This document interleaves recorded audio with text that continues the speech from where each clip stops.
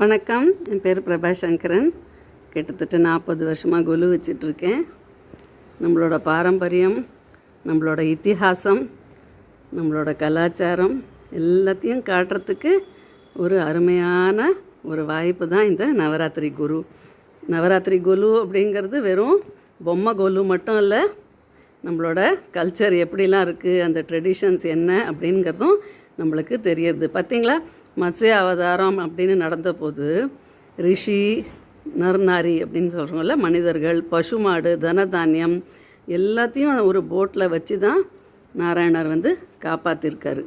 அதே மாதிரி பார்த்திங்கன்னா நம்மளோட கல்ச்சரில் அந்த காலத்துலேயே அழகாக இந்த மாதிரி ஃபார்மிங் ப்ராக்டிசஸ், விவசாயம் அவ்வளோ மெத்தாடிக்கலாக நடந்துருந்துருக்கு.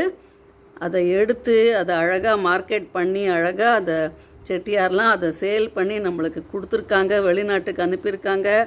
நம்ம நாட்டையும் நல்ல சுபிக்ஷமாக வச்சுட்டு இருந்திருக்காங்க இல்லையா. நம்ம ஊரில் என்ன கிடைக்கும் அப்படின்னு நல்லாவே எல்லாருக்கும் தெரியும் அந்த காலத்தில்.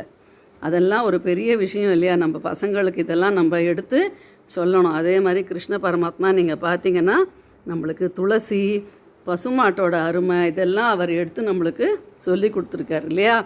அதே மாதிரி அம்பாள் சக்தி, அந்த சக்திக்கு பின்னாடி எத்தனை ரூபங்கள், எவ்வளோக்கு எவ்வளோ நம்மளுக்கு அந்த ஒரு நம்பிக்கையோடு நம்ம வழிபாடு பண்ணும்போது நம்மளை அம்பாள் கைவிடாமல் காப்பாற்றுவா. அது மட்டும் இல்லை, நம்ம பேசுகிற வார்த்தைகள், நம்ம நினைக்கிற விஷயங்கள் எல்லாம் நல்லதே நடக்கும்ங்கிற நம்பிக்கை தான்.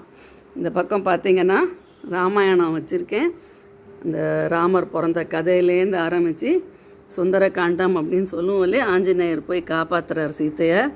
அதுலேயும் பார்த்திங்கன்னா அந்த சுக்ரீவன் அப்படிங்கிற கேரக்டருக்கு அத்தனை ஜியாகிரஃபி தெரியுமா, நம்ம ஊரில் என்னென்ன இருக்குது, எங்கள் ரோடை எப்படி போகிறது. ரிஷிகள், நம்ம சப்த ரிஷிகளுக்கெல்லாம் history, geography, astronomy, astrology, science, arts அப்படின்னு எல்லாமே தெரிஞ்சிருக்கு. நம்ம கடவுள்னு நம்ம கும்பிடுறவங்களாம் நம்மளுக்கு ஆயுர்வேதம் கொடுத்துருக்காங்க இல்லையா.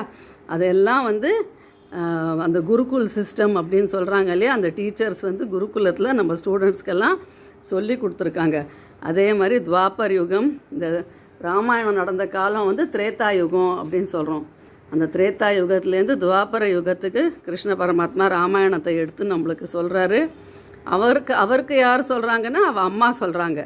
அப்போ ஸ்கூலுக்கெல்லாம் போகாமையே அந்த லேடிஸ் எல்லாம் அவ்வளோ தெரிஞ்சு வச்சுட்டு இருந்திருக்காங்க. விவசாயத்தை பற்றியும் ஆயுர்வேதத்தை பற்றியும், எப்படி பிரசவம் பார்க்கறது எல்லாமே. அதே மாதிரி அந்த ராமாயணங்கிறது வெளிநாடு வரைக்கும் போயிருந்திருக்கு. இது மூலமாக நம்மளுக்கு என்ன தெரிய வருது அப்படின்னு பார்த்திங்கன்னா, நம்மளோட கல்ச்சர், நம்மளோட ட்ரெடிஷன்ஸ், நம்மளோட விவசாயம் இது ரொம்ப ரொம்ப முக்கியம். இதை பற்றி நம்ம ரொம்ப பெருமையாக வசதியாக நம்ம பசங்களுக்கு எல்லாம் எடுத்து சொல்லணும். பாருங்கள், ஒரு ஸ்டேஜ் ஆஃப் விவசாயத்தை சும்மா ஷார்ட்டாக நான் எடுத்து காமிச்சிருக்கேன். ஃபுல் செட்டு வைக்க இந்த தடவை முடியல, ஏன்னா ராமாயணம் வச்சுருக்கிறதுனால. ஆனால் இதெல்லாம் பார்த்திங்கன்னா எவ்வளோ சிஸ்டமேட்டிக்காக வேலை செஞ்சுருக்காங்க அப்படிங்கிறது தெரியறது இல்லையா. முருகன் பாருங்கள்.